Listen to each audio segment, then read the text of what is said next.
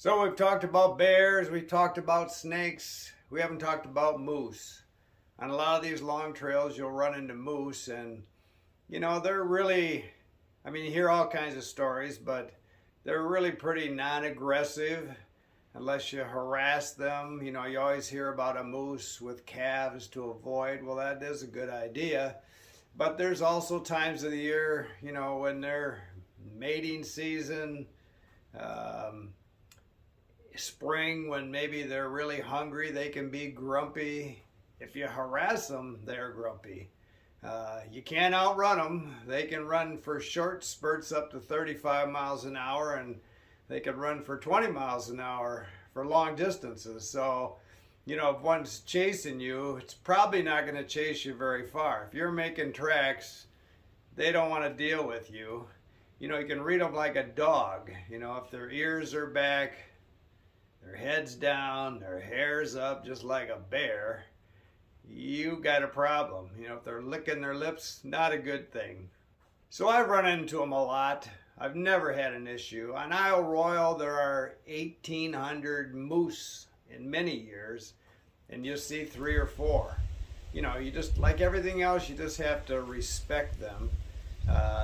On the males knock their antlers off every year, and on the Great Divide Trail, I can't remember, about the middle of the trail someplace, I was days out from even a road crossing, and I found a complete set right next to the same tree, and I thought, wow, I've always wanted to have a set of moose antlers. So I tied them to my pack, and I walked about a mile before I said, you idiot, these things have to weigh 60, 70 pounds. They were a big set. And the Canadians would have taken them away from me trying to get back across the border anyway. But you aren't going to carry a big set of moose antlers too far.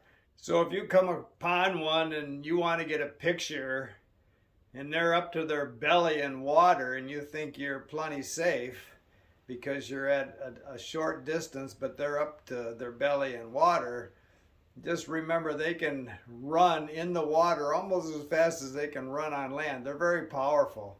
They can dive 20 feet deep.